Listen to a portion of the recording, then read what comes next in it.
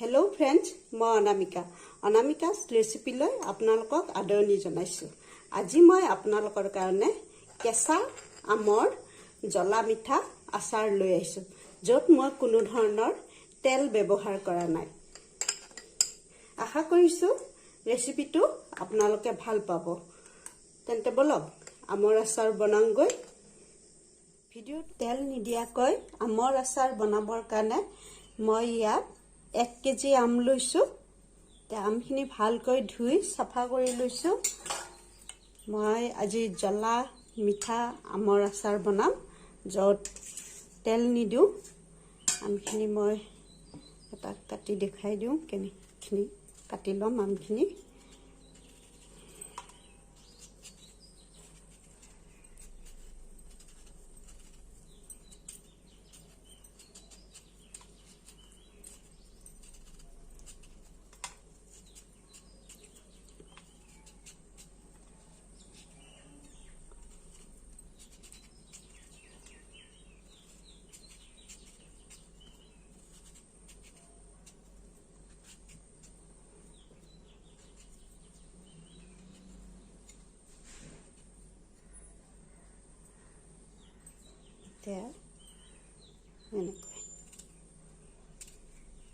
এনেকৈ আমটো আঁকিয়াই ল'ব।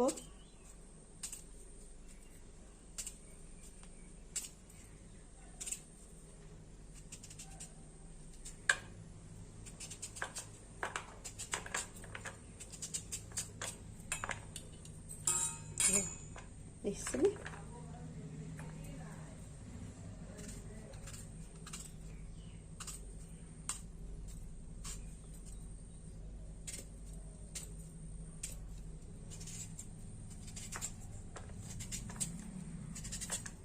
এনেকৈ মই এই গোটেইকেইটা আম কাটি ল'ম। চাওক, মই গোটেইখিনি আম এনেকৈ কুটি ল'লোঁ। দেখিছেনে? মিহিকৈ দীঘলীয়াকৈ কুটি লৈছোঁ। এতিয়া মোৰ সুবিধাৰ কাৰণে এই ডাঙৰ পাত্ৰ এটা লৈছোঁ, তাত আমখিনি বাকি দিম।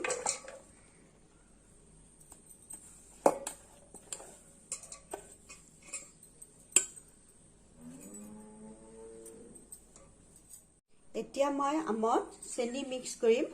মই এই বাতিটোৰে এবাতি আম কুটি লৈছোঁ। এতিয়া এই বাতিটোৰ জোখতেই চেনি দিম। যদি আমখিনি টেঙা হয় তেতিয়াহ'লে চেনিৰ পৰিমাণটো অলপ বেছিকৈ লাগিব। মই কুটি লোৱা আমখিনি বেছি টেঙা নহয়, আপোনালোকে দেখিছেই অলপ ৰং ধৰিছে, গতিকে খুব টেঙা ভাৱটো নাই ইয়াত। সেইকাৰণে মই চেনি এইখিনি দিছোঁ, চাই লওক। সম্পূৰ্ণ বাতিটো ভৰ্তি কৰি দিয়া নাই। যদি আমখিনি খুব টেঙা হয় তেতিয়াহ'লে বাতিটো যিটো বাতিত আপুনি বাতি হওক বা যিহতেই হওক, যিমানখিনি আম দিব সিমানখিনিয়ে চেনিও দিব।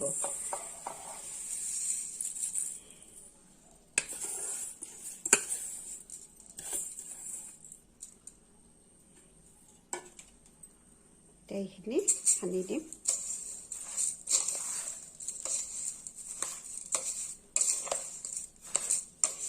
এনেকৈ মিক্স কৰি থৈ দিম প্ৰায় 1-2 ঘণ্টা সময়, যাতে চেনিখিনি ভালকৈ গলি যায়। আৰু এতিয়া এইখিনিকে দিলোঁ চেনি। যদি মোৰ প্ৰয়োজন হয়, মই বনাই থাকোঁতে গমেই পাম চেনি প্ৰয়োজন হয় নে নহয়, তেতিয়া এড কৰি দিম অলপ।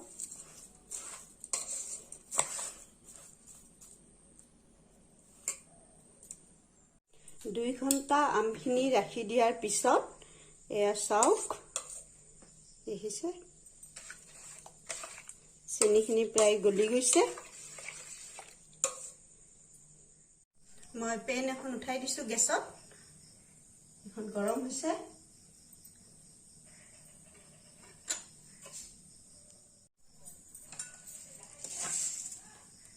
গোটা ধনিয়া 2 চামুচ, ফ্লেমটো ল' কৰি দিছোঁ।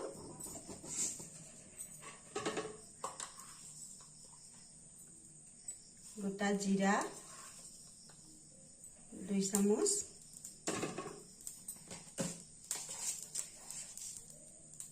পাঁচফোৰণ 2 চামুচ,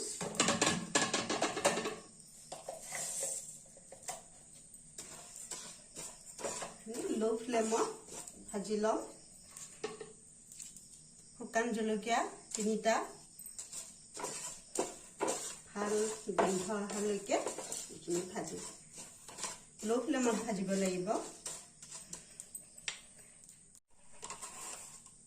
সফ এচামুচ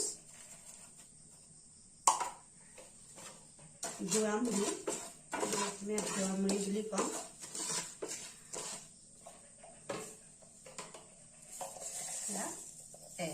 কলা সৰিয়হ এচামুচ সৰিয়হখিনি লাষ্টত দিছোঁ কাৰণ সৰিয়হ বেছিকৈ ভাজা গ'লে তিতা লাগে সেইকাৰণে শেষত দি নমাই থ'ম এইখিনি হৈ গৈছে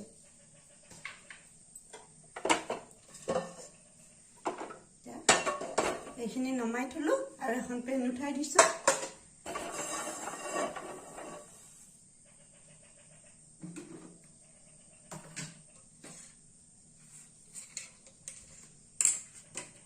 এতিয়া চেনিৰ ৰসত গুলি থোৱা আমখিনি দি দিম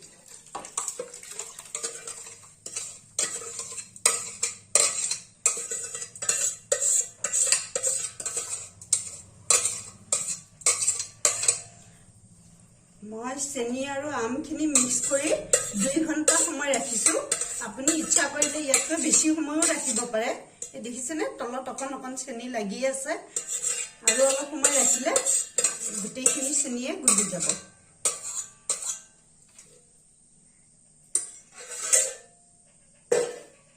এতিয়া ফ্লেম হাইত দিলোঁ এইখিনি হ'বলৈ দিম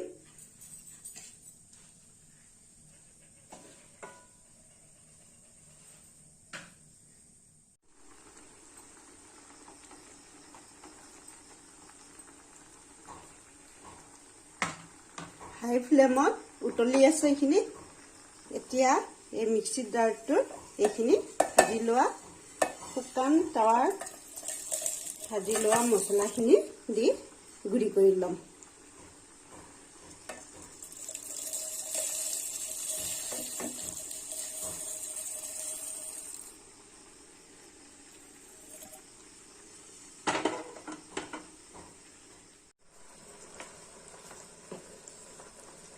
দেখিছেনে আমখিনি কি ধুনীয়াকৈ আছে ভাঙি যোৱা নাই গোটেই যেনেকৈ দিছিলোঁ তেনেকৈ আছে আৰু চেনিৰ ৰসখিনিও প্ৰায় শুকাই গৈছে এতিয়া ইয়াত নিমখ দিম নিমখ আধা চামুচ দিলোঁ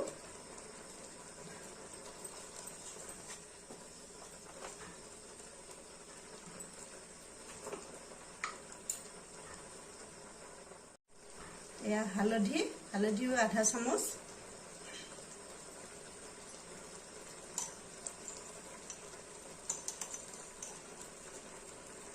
জলকীয়াৰ পাউডাৰ আধা চামুচ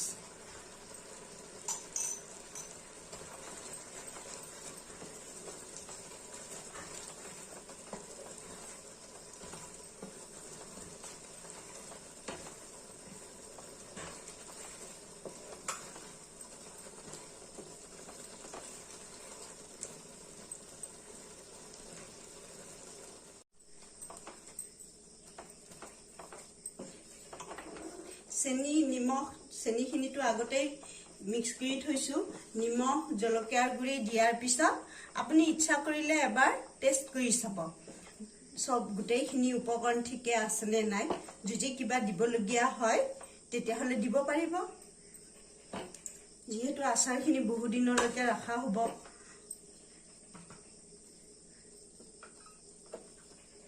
এতিয়া ইয়াত ভিনেগাৰ দিম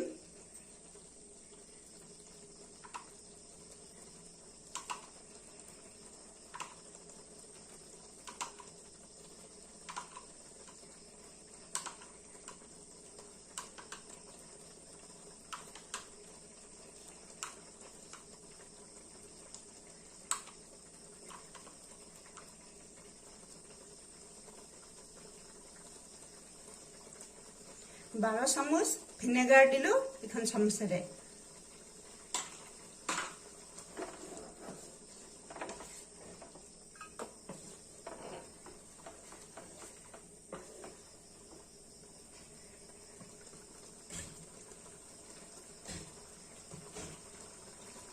এতিয়া এয়া চাওক শুকান তাৱাত ভাজি লোৱা মছলাখিনি যে গুড়ি কৰি লৈছোঁ সেই গুড়িখিনি এতিয়া দি দিম।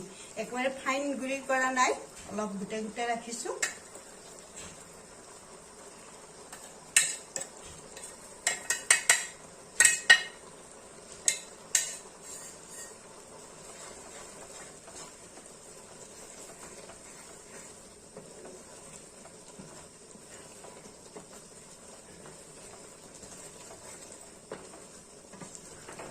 আৰু 1 মিনিটমান সময় হ'বলৈ দিম, দি নমাই থম।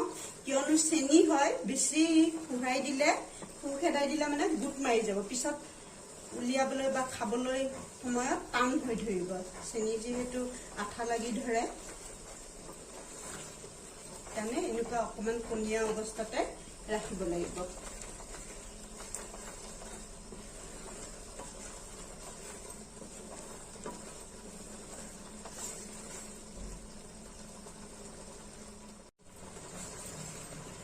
মছলাখিনি দি 1 মিনিট সময় হ'বলৈ দিলোঁ। খুব ধুনীয়া গোন্ধ ওলাইছে।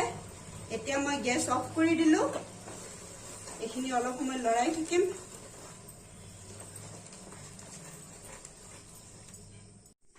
এতিয়া মই আচাৰখিনি ইয়াত বাকি ল'ম। দেখিছেনে, কোনো তেল নিদিয়াকৈ কিমান ধুনীয়াকৈ আমৰ আচাৰ হৈ গ'ল। খাবলৈও কিন্তু বহুত সোৱাদ লাগে। ৰুটিৰ লগত, ভাতৰ লগত, সকলোৰে লগত খাব পাৰিব।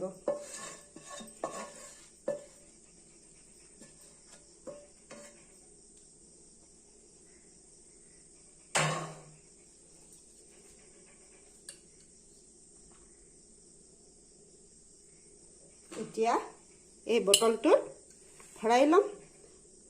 ভৰাই ধুনীয়াকৈ ঢাকনিখন দি থৈ দিম, বহুত দিনলৈকে ভালে থাকিব।